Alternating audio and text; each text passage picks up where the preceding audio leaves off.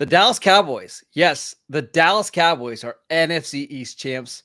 We will break it all down next. You are Locked On Cowboys, your daily Dallas Cowboys podcast. Part of the Locked On Podcast Network, your team every day. Locked on Cowboys. Locked on Cowboys. Welcome back to the Locked On Cowboys podcast, part of your team every day. We'd like to thank you for making us your first listen of the day. Today's episode is brought to you by FanDuel. Make every moment more. Right now, new customers can get $150 in bonus bets with any winning $5 moneyline bet. That is $150 if your team wins. Visit FanDuel.com/lockedon to get started. I am your host, Marcus Mosher. You can follow me on Twitter at Marcus_Mosher. Joining me today, as always, is Landon McCool. You can check him out on Twitter at McCoolBCB. And Landon, the Dallas Cowboys, NFC East champs. It's a nice little ring to it. It certainly does, and it's just the start and the steps of the journey. I assume the postseason, and I certainly love the tone being set by Dak that not to over celebrate it, but tonight for the plane ride, and until they start practice on Monday, I think we all can just take a big sigh of relief and frankly just a pat on the back. I mean, it's an accomplishment. I mean, to go in there. I think there was a point when the Cowboys were at, I think, 17% chance at one point to win the NFC. It might have been less than that, honestly. To win, I saw it down to 8% at one point. Wow, I mean, and to kind of just continue to stack wins and to get some of the good fortune, and at the end, it clearly didn't seem to matter because the Eagles folded like a cheap suit against the Giants, and so.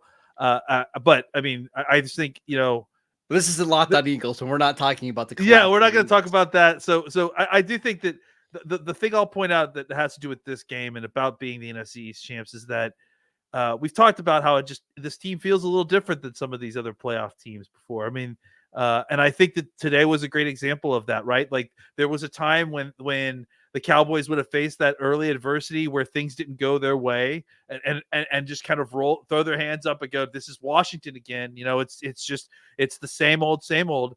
But they didn't. They course corrected. They stayed the course. They were winning this game, dominating this game throughout.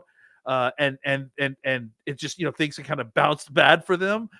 They just kind of continued to stay the course. They didn't panic. They didn't change things that needed to be changed. And they obviously pulled way ahead as the game progressed, and so I just kudos to them. And we'll break the whole game down, but just kudos to them for the championship and for kind of trying and doing things a little bit different and clearly finding success while doing that. Yeah, we should have even mentioned that at the top. The Cowboys did play a game on Sunday. Yeah. They beat Washington 38-10. That game was in the balance a little bit in the first half. It was Washington up was 10-7. But if you were on Twitter, you would have sworn the Cowboys were down by 3 touchdowns after a field goal or after the touchdown. But it felt like the Cowboys, they knew they could kind of turn it on whenever they wanted to.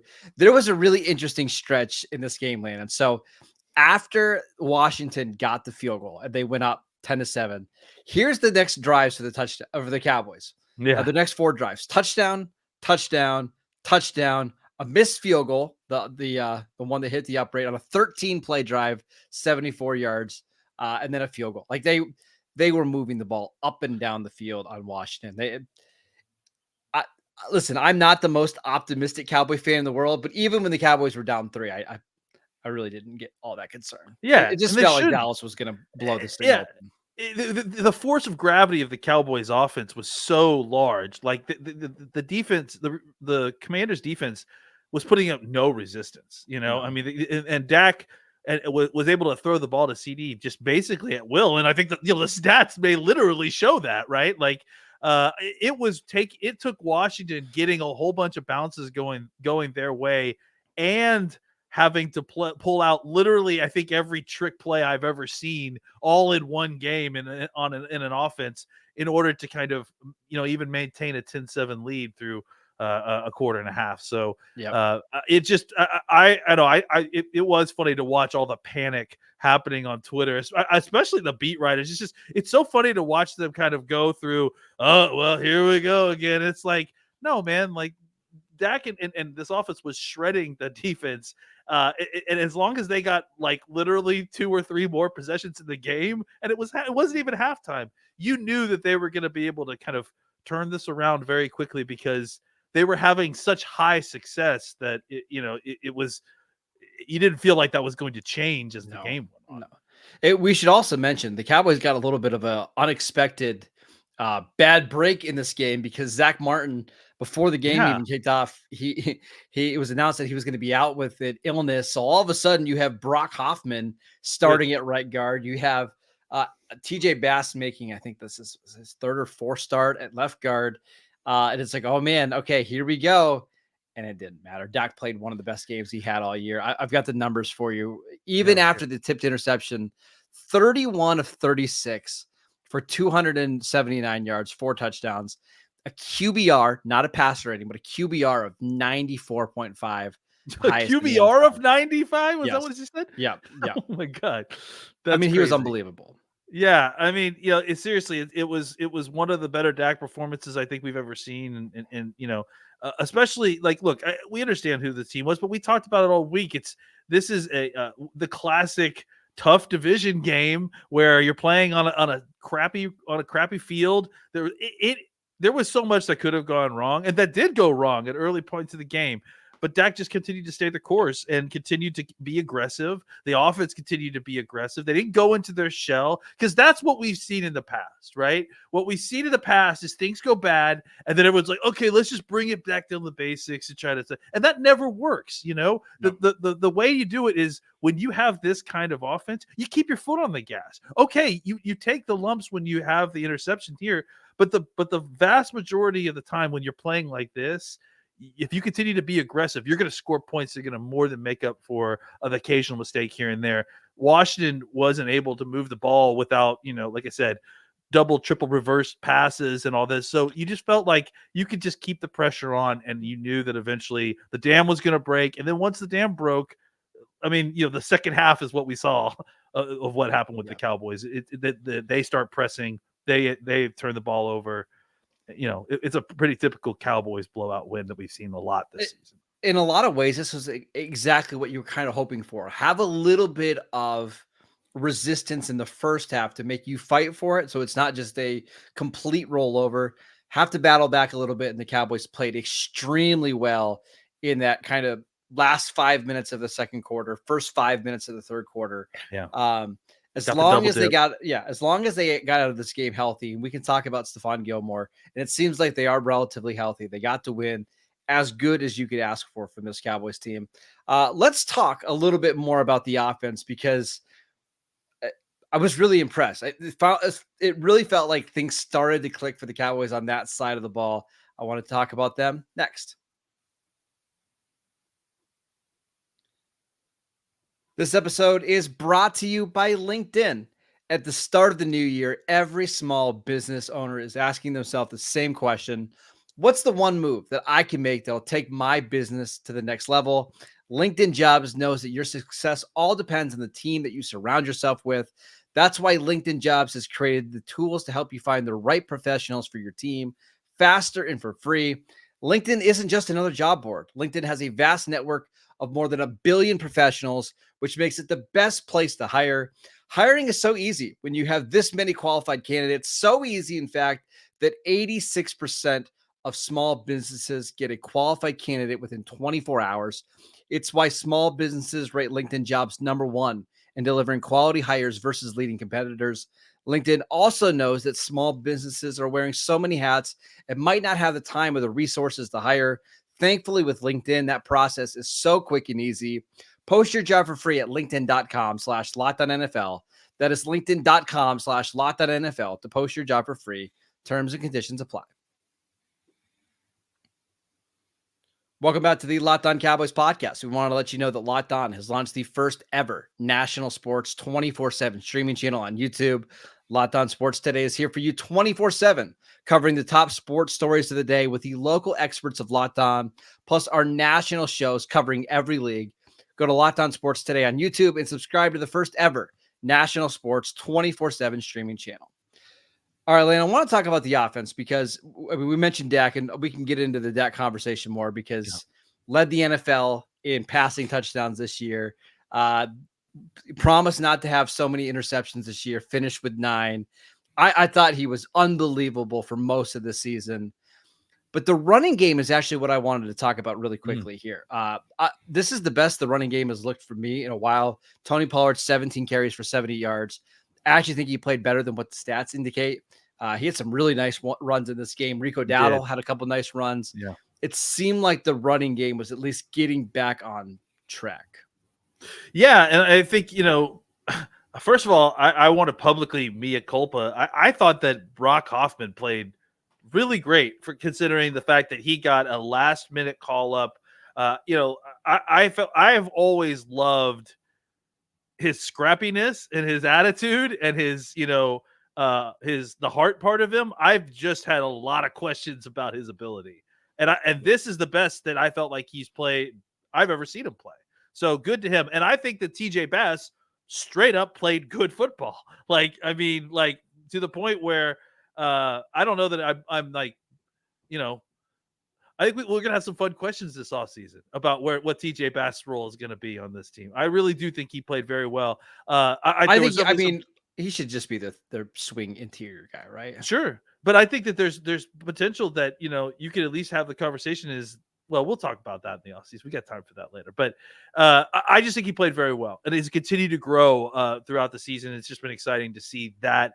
Not only can you rely on him, but he's trustworthy when you put him in there. And I think that the going with a little bit more of a run-heavy game was obviously something that was helpful when you have, kind of lesser talent in your interior, right? You're not getting, especially in the last game of the season, you're going to the playoffs. You don't want to get Dak hurt. They did a good job of moving the pocket at times just to make sure that they weren't getting a whole bunch of attempts, behind a kind of patchwork offensive line. And look, I know that Washington was missing a lot of their starters clearly along the defensive line, but Deron Payne was still in that game, and so you still needed to kind of be careful there. And I think that, kind of being aggressive in the run game and letting these guys kind of do what they're probably the most comfortable with, which is moving forward and kind of attacking guys. It just set them up for a lot better success when it was passing time. So, and the running backs responded, but not even just why am I Pollard? Tony Pollard. Tony Pollard. I was trying to put his name I was trying to call him Tollard. But Dowdle as well. Dowdle, I think, had a big game as well. Looked healthy. 5 yards to carry. Yeah, he looked healthy. It was really great to see him respond to the kind of the week off. Had a couple of big runs. It was also very active in the pass game as well. So I'm hoping that the added benefit of time off is going to give Zach Martin similar mobility bump when he comes back, just a week off that ankle as well, not just being sick, right? But I think that and then the other big thing I thought that was worth noting was Jake Ferguson in the passing game.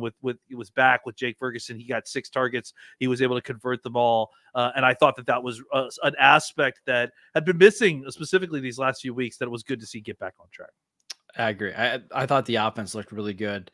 The hope is that you get both your starting guards back next week against the Packers. But I do feel like if you have to go with Bass in the playoff game, he's at least shown enough this year where you feel like, okay, we can get through a game. We should mention CeeDee Lamb, 13 targets, 13 catches, 98 yards, 2 touchdowns, also had a carry for 7 yards.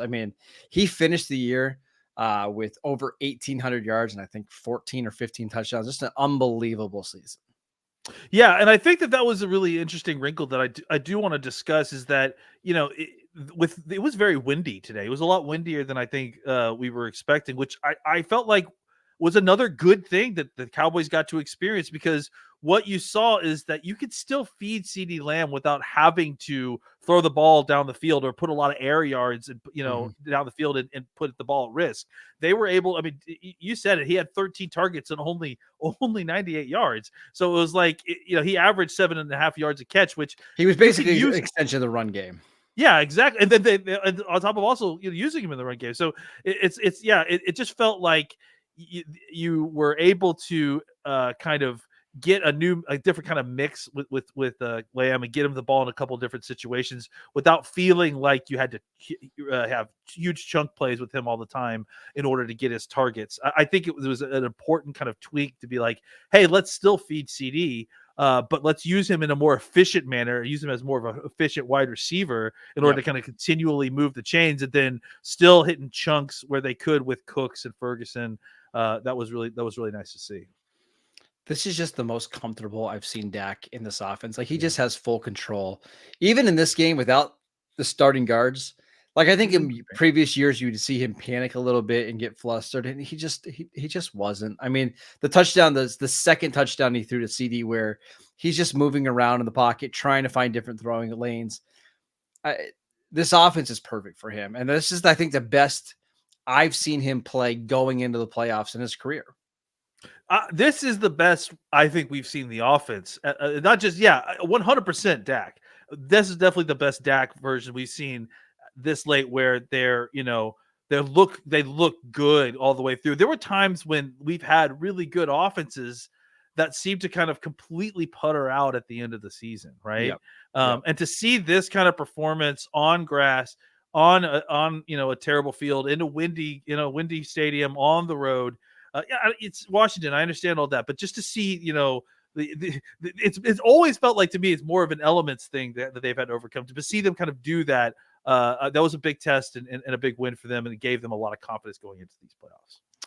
And I think that's why Mike McCarthy kept the unit on the field, even like into the fourth quarter. I think he just wanted to keep the confidence up and the momentum up.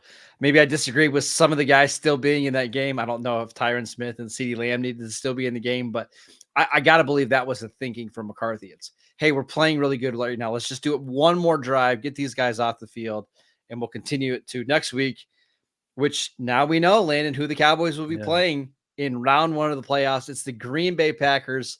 Let's just talk about what lies ahead for the Cowboys in the rest of the playoffs next. This episode is brought to you by FanDuel.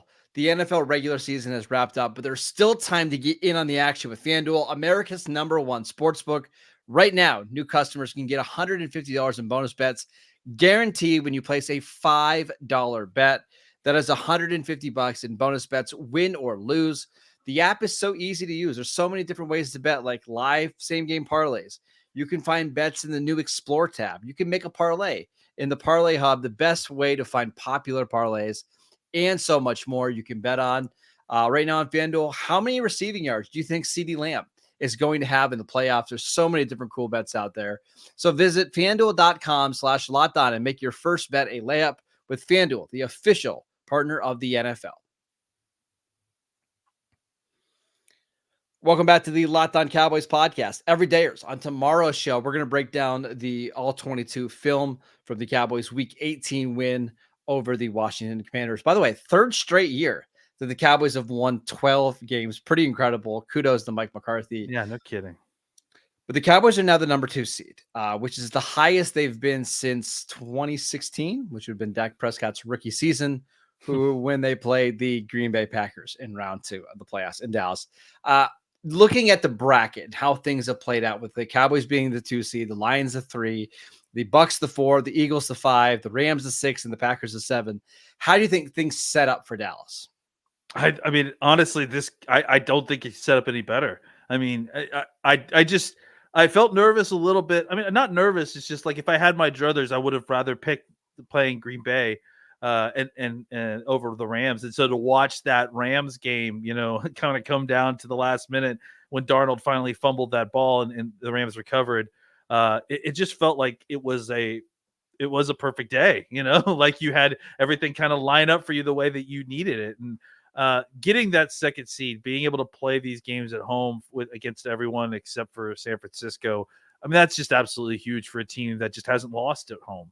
And I think, look, I think Green Bay projects a specter, and even in Dallas, I mean, just because of the history there. But I invite Cowboys fans that are younger than I mean, frankly, Marcus's age and younger. Really, I invite them to reach back a little bit further than Aaron Rodgers and look back to what how frustrating it was for Brett Favre to come to Dallas and lose to Dallas in the 90s. So that tradition could come back. We could bring that back where Dallas is a frustrating place where Green Bay comes to lose in the playoffs. So I think that Jordan Love has played fantastic football this last month. We talked about it, I think, a couple of days ago about teams we'd like to play. I just have more faith in the Cowboys offense, especially against that Green Bay defense, to kind of produce points. So I'm excited for this game. I understand the thought process of being a little nervous because it's Green Bay, but I remind everyone that on December 30th of last year, we broke the curse with Jimmy Johnson. So that can't hurt us anymore. So that should be the difference here. So all week long, I had different thoughts on who I wanted the Cowboys to play in this 2-7 matchup, assuming the Cowboys won their division. And I think I talked myself into it being the Rams by like Saturday. Mm-hmm. And then I started watching the games. And then it's funny. Sometimes when you're watching games, your true thoughts come out.